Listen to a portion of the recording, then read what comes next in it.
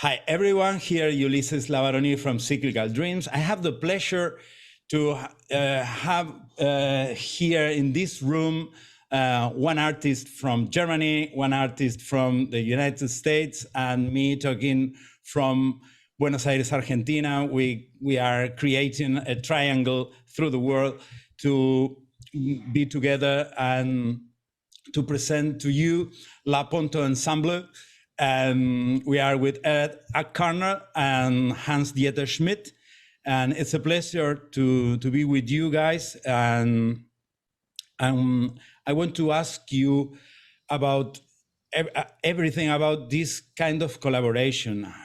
If you can start telling us how long you've been working together and how do you arrive to this trilogy, that this special edition that you are going to publish through Cyclical Dreams. It's very interesting. How do you create a workflow in the distance? So you are welcome. Dieter, you want to start? Because I'm always talking too much. Okay. I think it was in the beginning of 2020 when Ed wrote me an email about his collaboration with Hans-Joachim Redelius, and if I like to hear his album. And I listened to the album, but I don't know if it was Joachim Redelius, and I sent Redelius a message. Do you know Ed Clark Cornell? And said, yes, I know Clark, and send me the album if it's finished. And we talked together, and I sent some pieces from me, and Ed was astonished that my sounds and his sounds were very similar. But Ed, you can tell something about your first impression of my work. Well, it's sort of become a piece of history at this point, I think, and it's very interesting. When Hadi sent me the files, and we use WeTransfer, we transfer files back and forth. And when he sent me the files, I had been working on a piece called Aurora, and he had sent me a piece called Aurora. And when I looked at it, I mean, I look at waveforms all the time. I love to see a waveform. So, I mean, the waveforms of his thing and my thing almost look the same. And I went, wait a minute, this is the internet. This is like, there's like a lot of crazy stuff going on. Is this my song? Is this his song? I mean, it sounded so much like what I was doing. I was like sort of really freaked out almost. Then I opened it up further and looked at the timestamp on his Aurora, and it was 2016. And I went, oh my God. And that's why Hadi and I call ourselves brothers in sound, because we meshed, we integrated like sonically right away. And I don't know if, that's how I feel. I mean, I feel that we integrated our spirit almost, like right away. And pretty soon after that, we got started working on our first collaboration called Eniwitak Suite. And I look back at my notes, Hadi, and this was only like 18 months ago. I mean, we have done 4 albums in 18 months. So I think it's pretty amazing. The first album, Eniwitak Suite, was an idea of Ed Clark, and the Eniwitak Suite was published on Syngate Lunar. But after this album, we had another starting point, a new idea. Yes. And we are both we both love science fiction stories, and Ed is a beautiful writer of science fiction stories. And I had the idea of an accident in Cern. In the Large Hadron Collider was an experiment, and a new universe opened. And this was the starting point of our trilogy. And the Cern Diaries in our time, and the other albums are in other times. So Right. there's a conceptual skeleton that inspire you to create something. It's like an argument, it's something. Yeah. Right. Actually, the Cern Diaries was coined by Hadi. I wrote a short story at the beginning of the pandemic because I just figured it was like I had to do it. And in the short story, it sort of looks at an accident that Hadi and I dreamed up that would happen at CERN, at the big accelerator, the huge accelerator near Geneva, Switzerland, and that was, as Hadi said, that was the starting point for.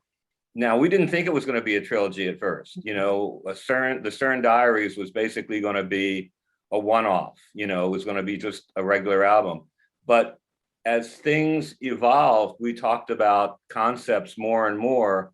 And then we both said, well, what would happen, in this new universe that we are creating? It has to create a past for itself as well. And in this new universe, the laws of physics are not the same as they are in ours right now. They're very similar, but with some important differences. Things don't decay, people don't age, entropy is like reversed. I mean, not necessarily reversed, but things don't go from 1 to 0 or whatever. So anyhow, the idea was to create another album that would be set in the alternate universe's 1850s.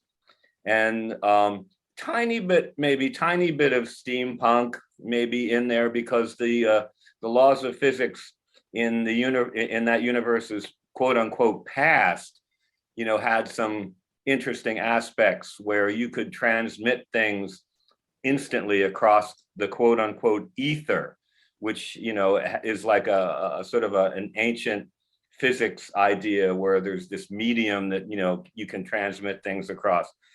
So that's how Ishmael at Quintessence, which is the name of the second album in the trilogy, that's how that sort of came about. Amazing. And how do you work in terms of music? Someone starts something and the other continue. You both work on some idea and cross it. How it was? Yeah, I mean, I don't know, Hadi. I mean, what do you think? I mean, I would say what we do in terms of our collaboration is incredibly. The word would be transparent. I mean, we do send things back and forth, I mean, and they mesh, and there's a transparency to the collaboration, I think, that's so important, in that we don't even really have to talk much about it. I mean, I'll get something from Hadi and I'll listen to it and look at it again. Like I'm a big waveform guy. I actually look at waveforms and I can feel something, and then I'll send him something. I mean, Hadi, what do you think? I mean, you think I'm on the right track with this? Yes, I think, and Ed is a very beautiful editor. He can put things together that I don't think they work together, but it works. And we are different specialities. Ed is working much with the piano, and I like my orchestra sounds.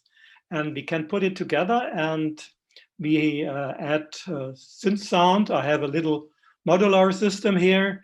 In Cern, we had special sounds from the electrons flying through the Large Hadron Collider, and I had to do it with my modular because of the other synthesizer can get this deep sound. Mm-hmm. Mm-hmm. And on the other hand, I have a special instrument, this one here. It's an electronic wind instrument, and I've which I think we need to use more, Hadi. I had lessons for classical flute by an orchestral musician, and the electronic wind instrument you can blow same for the fingering, same like a flute. Yeah, yeah. So there's different roles in music. It's each one are focused on the production of determinate sounds that manage better. So it's a true ensemble. I mean, it's an orchestra that is created by different roles in each studio. Right. I mean, and you know, I'll get right to this point. I mean, I think that if you want to classify what we do, it would be called an unknown genre, you know, because we have elements of classic electronic music, we have elements of neoclassical new music, and lately, you know, I think we're almost starting to like verge into like where Miles Davis was with like In a Silent Way. I mean, I think we're almost getting into a kind of like postmodern, jazz or whatever. I don't know what you want to call it, because the we have an exciting thing to announce, and that is we have been working with a live human drummer, percussionist, on the third album of the trilogy, The Screaming Sky of Mike Stravinsky. And we're very excited to see where that might go. I mean, this is sort of like we've been talking about, you know, we both have drum machines, but like I'm horrible at it, you know, and Hadi's pretty good at it. Actually, he did one of the knee plays in the Cern Diary. Sounds like, you know, John Coltrane and like, you know, incredible drummer or something, you know. So, but we really wanted to work with somebody who's a percussionist and who would be into modern music. And as you can imagine, it might not be very easy to do percussion work to the kind of stuff that we're throwing out at somebody like that, you know. So it's very avant-garde. And I mean, Hadi, can you introduce our drummer to? I mean, you can tell. I don't want to pronounce his name incorrectly. Our drummer is Michael Hoffmann, and he is a professional drummer, and he studied in Frankfurt percussion and drums. And he was in several bands. For example, he had music. He makes music with some people of Niels Metterpolver from Norwegian, and Till Brönner from Germany, and other jazz musician. But he also is in electronic music. He has a little ensemble called Enkheim with very spacey sounds, and he likes to put electronic sounds and drum sounds and percussion sounds together. And he's very flexible. In our pieces, he had a very dynamic range he can get in. And that's a drummer. Yes. They're very good ideas for our songs. Yeah, on Mike Stravinsky, Hadi, he's like he's on about 8 of the 11 tracks, I believe. On 7 tracks. 7, okay, 7 right, tracks. Right. Mm-hmm. So there's 11 tracks on the new album, and he's on 7 of them. So, and I have to say, I mean, Hadi did an incredible mastering job. Mike Stravinsky was the hardest album that we have done so far. I mean, we went over and over and over and over it, you know, and usually I'm the kind of person who says, it's done, you know, it's done. But, you know, Hadi kept mastering it and remastering it. And I think it's the best thing we've ever done. That's pretty nice. It's about collaboration. It's, I congrats you both, guys, because collaboration can get better so many things, because we change our way to work, because we know that we can do better, and we have to match with the other, and that's very beautiful. So this is very beautiful what you are doing, and working with you have tons of electronic instruments for sure to access or virtual or hardware anyway. But a drummer is another mind, and it's another sets of errors too. It's another sets of possibilities that it's very beautiful that you include a percussionist in the music, in this kind of music.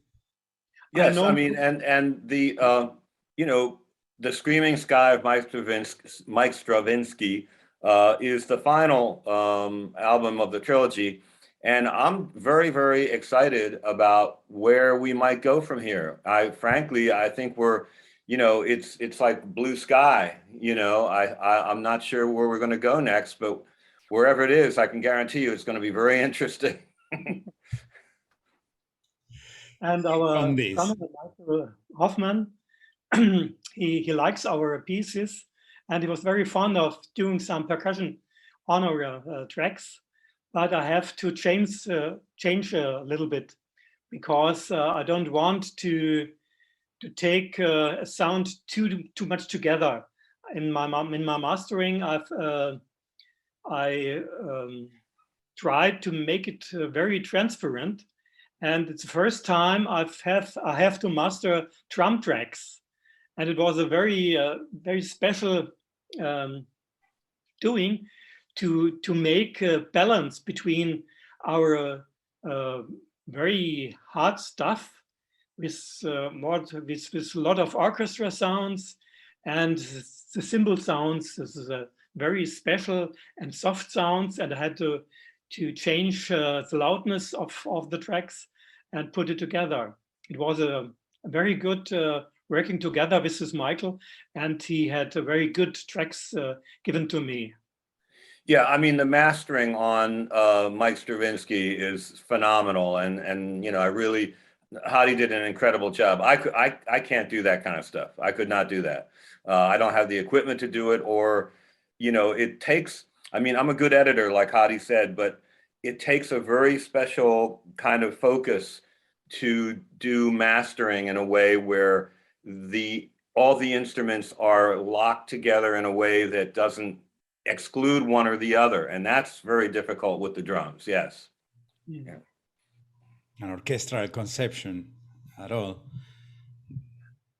Yeah. I know Michael from a German improvisation group. In 2006, we had a group called Ika Lounge, and Michael was a drummer with our group, but he had to earn money, and therefore, because Ika Lounge doesn't make money, he had to do some normal jobs. He's a teacher in a music school, and he has a jazz group, and he has a blues group. And I think before 4 or 5 years, they got the German German award for the best jazz LP or the album. And he's a very, very good drummer, and he's very good in his style. He was great for us. I mean, and I hope we continue to have that collaboration with Michael. That would be great as far as I'm concerned. Yes. Before our album, Michael Hoffman had a collaboration with Bernd Michael Land, and he had 2 tracks in the new album from Bernd Michael Land. Fantastic. Mm-hmm. Yeah. Any more questions? So thank you, guys. This is amazing what you are doing, and I deeply congrats to you for the work, and for the collaboration, and for the spirit to resist distance and any kind of stuff, but go for the music and go for the art, and all Yes. these kind of styles are about to create new things. But you are creating a new universe. So what can I say? Yeah. Well, you add a lot to this universe. So thank you so much. In the name of Cyclical Dreams, and okay, we are looking forward to listen this new trilogy in our label. So Well, thank you for so having much. us. Thank you Thank for you. having us. Listen.